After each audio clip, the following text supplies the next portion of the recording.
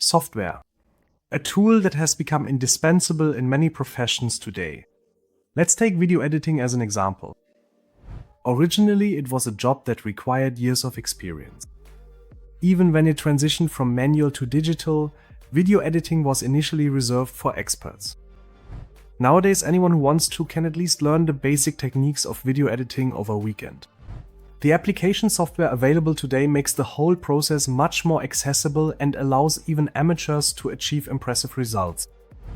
This evolution, which has taken place in various segments of the job market, is far from complete and in some areas often in industrial sector 7 lags behind.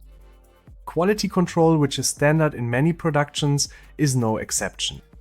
Surprisingly, many are still stuck at the first stage of development here and check everything manually. The equivalent of this in video editing was already abandoned before the turn of the millennium. Others are a bit further along and rely on digital solutions. However, these are anything but user-friendly. As a rule, they require an expert for installation, maintenance, and even for every small change that needs to be made.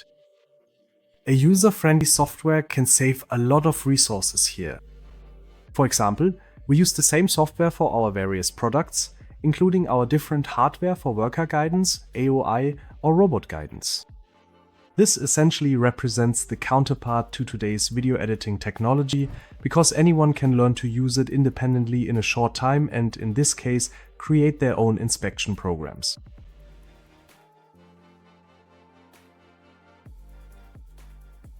The magic word behind this principle is no code.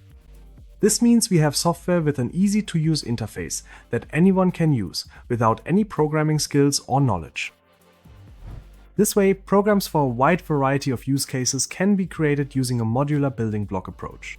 If you want to inspect a specific component, you simply select a suitable command and add it to the pipeline, mark what needs to be inspected, make a few adjustments if necessary, and the first building block is done.